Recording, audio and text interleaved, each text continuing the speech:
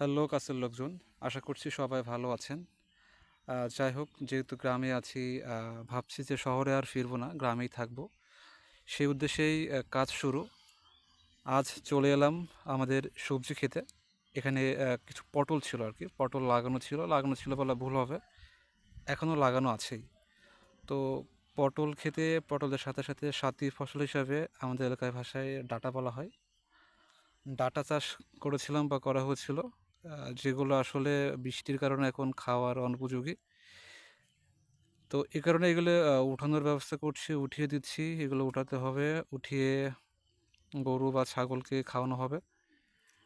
তবে এগুলো চাইলে খাওয়া যেতে পারে, তবে এখানে কোনো স্বাদ স্বাদ থাকবে না আর কি। একদমই মানে পানির মতো লাগবে, খেয়ে কোনো স্বাদ পাওয়া যাবে না। এই জন্য উঠিয়ে দিচ্ছি। অনেক দিন থাকার কারণে গাছগুলো বেশ বড় বড় হয়ে গেছে, অনেকটা বীজ গাছের মতো। যদি আরও কিছুদিন থাকে বা আরও কিছুদিন রাখা যেত, তবে এখানে ডাঁটার বীজ বা ফুল চলে আসতো, ফুল থেকে পরবর্তীতে চাইলে বীজও করা যেত। তবে যেহেতু পটলের সিজন শেষ, এখন সবজির একেবারেই দাম নাই, বাজারে গেলে বিক্রয় হয় না, বা 2 টাকা 5 টাকা কেজি এমন এমন হয়। গতদিন যেমনটা বলেছিলাম, বা গতদিন আপনারা দেখেছেন যে কিছু সবজি উঠিয়েছিলাম, তো ওখান থেকে আসলে খুব একটা প্রফিট হয়নি। যে কারণে পটল গাছ সব কেটে ফেলতে হবে, উঠিয়ে দিতে হবে। তাছাড়া নিয়মিত বৃষ্টি হওয়ার কারণে পটল পটল গাছ, পটল সবই পছন্দ হচ্ছে, পচে যাচ্ছে। সময়ের সাথে সাথে এরও আরও বাড়বে। এগুলো রাখতে হলে এখন এখানে প্রচুর খরচ করতে হবে, তবে যেহেতু দাম নেই তাই এগুলো রাখা হবে না। তো যাই হোক, ডাঁটা গাছ উঠাচ্ছিলাম। এগুলো অনেক দিন হওয়ার কারণে বা অনেক বড় হওয়ার কারণে গোড়াগুলো অনেক শক্ত ছিল, টেনে ওঠাতে খুব কষ্ট হচ্ছিল। এই কারণে এক প্রকার কাছে দিয়ে গাছের শিকড় কেটে দিয়ে অনেক কষ্টে টেনে টেনে ওঠাতে হচ্ছিল। তারপর দেখতে পাচ্ছেন গাছগুলো আবার ঝাড়তে হচ্ছে, যেহেতু গরু বা ছাগলকে খাওয়ানো হবে।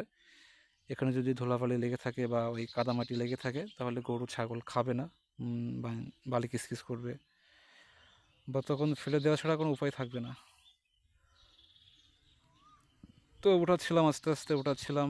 অনেকগুলোই ছিল, একবারে কম ছিল না, বেশ ভালোই ছিল। আকাশে হালকা রোদ ছিল আজকে, আকাশ কিছুটা মেঘলা ছিল, অতটা রোদ ছিল না। তো কষ্ট হচ্ছিল, যেহেতু কাজ করার অভ্যাস নেই। আমার হাতের কাছে ছিল, ভয় পাচ্ছিলাম যে আঙুল বা হাত কেটে যায় কি না। গতকাল একই ধরনের কাজ করতে করতে যে আমি আমার আঙুলটাই কেটে ফেলি। 2 দিন পর যেহেতু কোরবানির ঈদ, এখন যদি কোনো কারণে হাত কাটে তাহলে সমস্যা, আসলে বড় সমস্যা। কারণ যেহেতু কোরবানির ঈদ, কোরবানি দিতে হবে, গোস্ত বা মাংস কাটাকাটি করতে খুবই সমস্যা হবে। তো সাবধানে আস্তে আস্তে উঠাচ্ছিলাম, যাতে হাতে বা পায়ে কোনোভাবেই কাঁচির টান না লাগে বা কেটে না যায়।